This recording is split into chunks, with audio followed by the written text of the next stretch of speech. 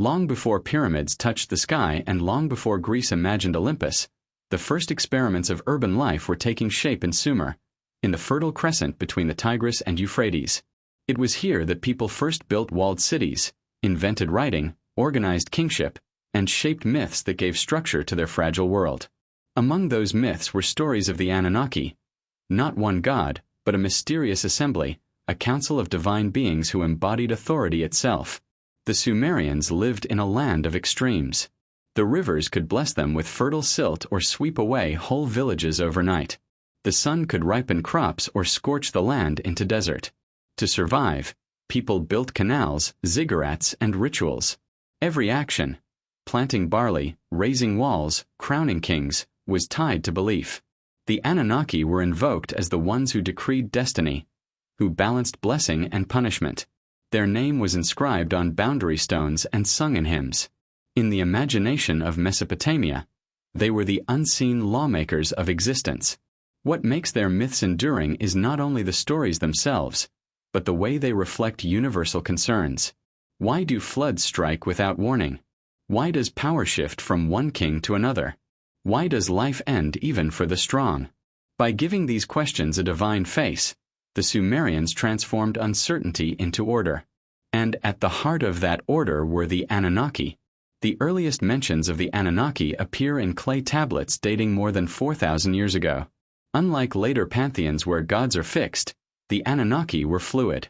In some texts they are 7 judges of the underworld. In others they number 50, gathered as a cosmic assembly. Their role was not limited.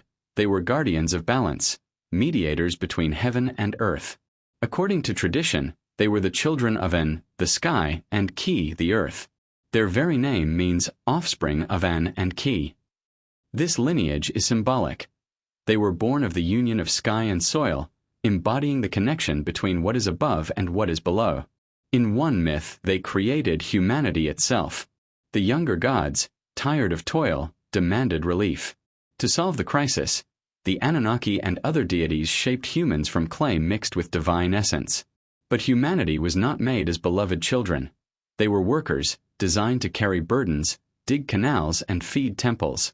This story reflects the harshness of Sumerian life. Survival demanded endless labor, and myth sanctified that labor as humanity's cosmic duty. In another tale, they appear as arbiters. When Inanna, goddess of love and war, descends into the underworld, she faces the judgment of the Anunnaki. They gaze upon her, silent and severe, and their verdict strips her of power. Even gods could not escape their authority. The lesson was clear. Ambition has limits, and even divinity bows to the laws of order. These early myths portray the Anunnaki as both creators and judges, both givers of life and takers of freedom. Their contradictions mirror the contradictions of existence itself: the fragility of life, the inevitability of death, the possibility of renewal. Perhaps the most famous tale linked to the Anunnaki is the flood. Humanity had multiplied and filled the earth with clamor. Enlil, god of storms, declared that mortals had become too noisy, too disruptive. The Anunnaki gathered in council and agreed, the world must be cleansed. But Enki, god of water and wisdom, saw value in humanity. Unable to openly oppose the council, he found a loophole. He whispered to the wall of a reed hut, knowing Atrahasis, a mortal, would overhear. Through this riddle-like warning, he instructed him to build a vessel, to gather family, animals, and seeds of life. The flood came. The skies poured, the rivers swelled, and the world drowned in chaos. Temples sank, cities disappeared, silence covered the land. 4 days, nothing moved but Atrahasis's boat on endless waters. When the storm ceased, he emerged, offering sacrifice. The smoke reached the heavens, and the hungry gods gathered, regretful. Without humans, there were no offerings, no temples, no purpose. Enlil raged that mortals survived, but Enki argued for mercy. Instead of total destruction, humanity would live with boundaries. Shorter lives, disease, famine. These hardships, though cruel, were a compromise that allowed life to continue. This myth reflected real experience. Mesopotamia was no stranger to floods, sudden and devastating. By framing them as divine decisions, The Sumerians found meaning in catastrophe. The flood was punishment, but survival was hope. Later, this story traveled into Babylonian versions, into the Epic of Gilgamesh, into the Bible as Noah's Ark. The Anunnaki, whether named or hidden, left their mark on human storytelling forever. The image of the Anunnaki evolved with time. In Babylon, they became builders, helping Marduk raise his temple after his victory over chaos. In Assyria, they were imagined as 7 dark judges of the underworld. Their number shifted, their functions varied, but always they embodied authority and fate. Symbols carried their weight. The number 7 meant completeness. 50 was sacred to Enlil, tying the council to his rule. Animals deepened their character. Bulls for storm power, lions for Inanna's ferocity, serpents for wisdom and danger. Objects like the tablets of destiny symbolized ultimate control.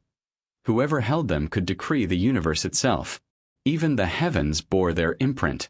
Babylonian astronomers linked constellations to the Anunnaki, turning them into part of celestial order. Rituals tied them to daily life. Farmers poured libations to them before planting. Kings invoked them in coronation. Families whispered their names in funerary rites. For each moment of life, birth, death, harvest, war, the Anunnaki stood as invisible witnesses. Their adaptability made them endure. To some they were benefactors, to others destroyers. They were invoked to bless and to curse. Their role shifted with the need, and that flexibility kept them alive through centuries of cultural change. Although their temples fell, the Anunnaki's presence never vanished. The Epic of Gilgamesh preserved their flood myth.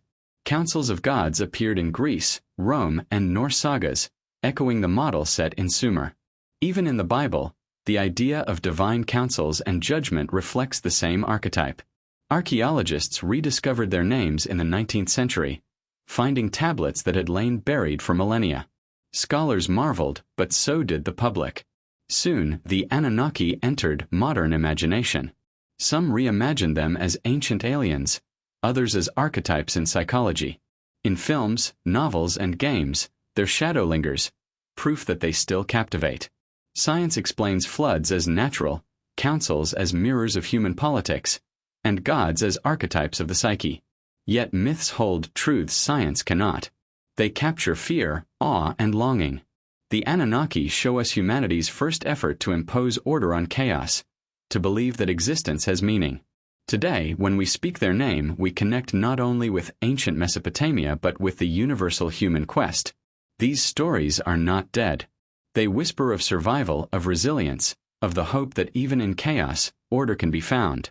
And that is why the Anunnaki remain, not just forgotten gods, but living symbols of humanity's oldest dreams.